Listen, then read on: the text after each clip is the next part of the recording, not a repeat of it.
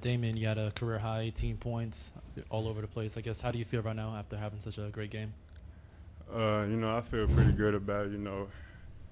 After coming off injury and stuff like that, I feel like I did a pretty good job. My team put me in the right situations, to go out there and do what I had to do. I feel real good about that. Yeah, you mentioned the injury. Just how scary was that for you in the moment, and then just coming back from that relatively quickly and being able to play again? Uh, you know, it was pretty scary, I had to sit out all last season because of an injury. Then, to be able to come back and then that happened again. That was a terrifying thing for me, but luckily I was able to get back to it, rehab and get back to playing. So I was real excited about that. Damien, does your role change any with Jalen not being out there? Do you change the way that you play at all? Uh, I feel like I feel like my role doesn't change as much, but I had to realize it's a bigger responsibility because Jalen was a big part of our team. That we hate to have him out, but I know that since he's out, I had to step up and do what I had to do to better fill in that position for our team. Yeah, Corey, Coach McMahon has told us a couple different times how you're one of the most instinctual rebounders that he's ever been, coached. I wonder if you could just maybe walk us through kind of your mindset in that rebounding department and why you take so much pride in it. I feel like that's just what I do. Just when my teammates driving, just crashing the boards, just getting them easy putbacks and stuff. Just creating high energy plays throughout the game. With my rebounding skills. Yeah, Corey, you were able to also have a double-double. Just kind of take me through what you thought you were able to do today. Was it your teammates finding you or just the explosive second chance points you had? Just take me through how you think you were able to really get it going today. I feel like I was just in the right position. When my teammates drive and me circle cutting, getting those easy layups. Just having putbacks. Just being in the right position is my main focus. Collins, defensively, you had a few blocks. I guess, I know you're obviously known as a shot blocker, but I guess walk me through how you approach shot blocking just from protecting overall. I think it comes from our guards and like co-ones, people like that just playing good defense, staying disciplined, staying down, and wilding up and making the other team or other player take contested layups. That just helps me come in weak side and getting those blocks.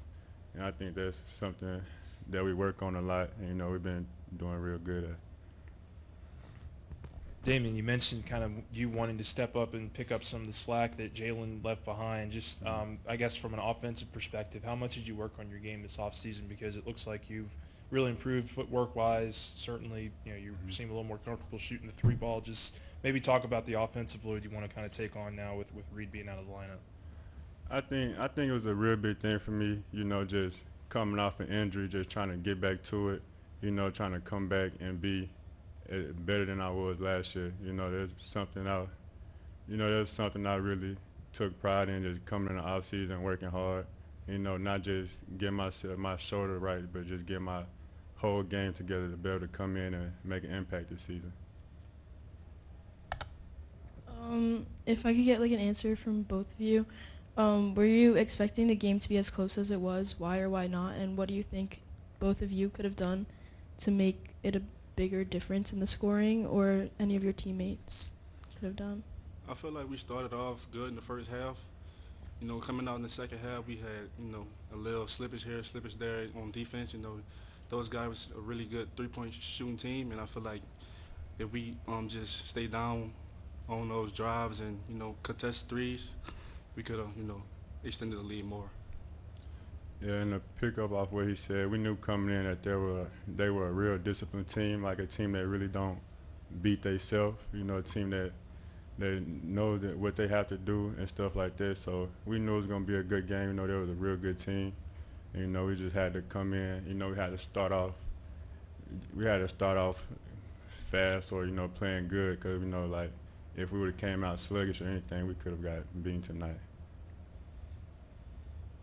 Damien made a three-pointer earlier in this game I think that was your first one of the year. I think Mhm. one of two or three, maybe your entire career. Are you trying to space the court more now that Jalen's out and you're gonna play a little bit more? I think that's just something, I work on a lot. My team, my coaches give me confidence and tell me that if I got the open shot to shoot it. So I think that just all it is just putting in the work, getting the confidence from, my teammates and my coaches. It just make it a lot easier. Corey, what did you see from him tonight, especially having the game that he had, especially stepping up for Jalen Reed? I seen a great player out there tonight. Dame is a really good player on both ends of the floor, a competitor every day at practice, and I just expect that every night out of him.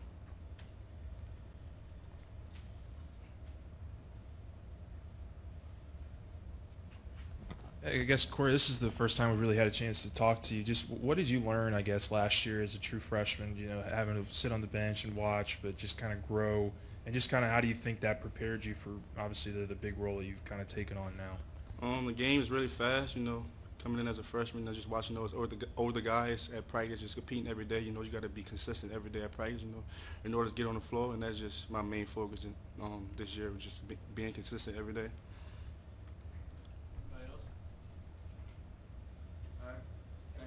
Appreciate y'all. Appreciate y'all.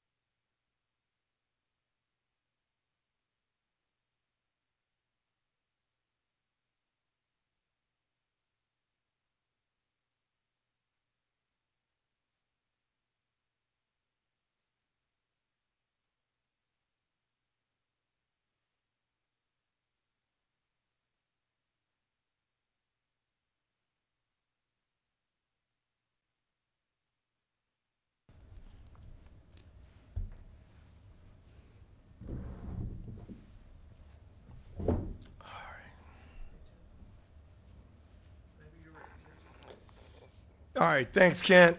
Great win. Was really pleased with our start to the game. Thought our guys prepared well. Came out really locked in. The ball moved well offensively in the first half. Guys shot the ball exceptionally well from three. I was really pleased with our front court production. Damian Collins in his first career start goes 18 points, 5 rebounds, 3 blocks. Thought he provided great rim protection for us. Corey, double-double, 12 and 12. But I thought defensively he was able to be really active for us there, get some steals, get us out in transition. That led to some easy baskets. And then, I think, perimeter-wise, continue to be pretty consistent there with our shooting. And, Jai Bailey just does a little bit of everything. I thought his steals that led to breakaway layups in the first half were huge, and was overall pleased with the way we were able to build a 20-point lead there in the second half. Credit to, I believe it's Darren Williams, their lefty off the bench there. He hit 3 threes in a row there late to shrink the final margin. But all in all, pleased with the win and pleased to see Damian step up in his first career start. Yeah, I'm not sure if you expected this kind of role for Corey Chess kind of coming into the year, but just it seems like he's growing game by game. Just can you talk about how important he's become to this thing for you guys this year and what you need to continue to see out of him going forward? Yeah, I think he's a really good player. I think it's motor and energy. Everyone can watch him play and see that he's really athletic and explosive, but if you don't play hard, you kind of waste the gift. You waste the talent. And so because of his energy and activity level out on the floor, it allows those great tools and talent that he has to really showcase. I know, Glenn, you and I have talked before. I think I've been fortunate to do this a long time. He's one of the best just natural, instinctual, whatever the right word is for it, rebounder. He just finds a way to chase the ball. And so with that, combined with his ability to guard multiple positions on the defensive end, he's been providing great value to our team. For the first month, Collins was kind of a junk around the rim, dunk, put back kind of guy. Tonight, he hit a 3, had a finger roll. I mean, was there a play or two tonight that you kind of enjoyed offensively with his game? And I think it's a great observation. I've always said the probably most surprising thing when we first got Damian here was I didn't realize how skilled he was as a player. And the way Gulf Coast was defending the ball screens, Damian was able to work in that short roll area, 12 to 15 feet out right by the free throw line, and I thought he was really effective as a passer, but also you saw him hit that nice little floater on the SEC logo. You saw his footwork, ability to get to the rim. I thought his skill package was on full display there on the ball screen attack.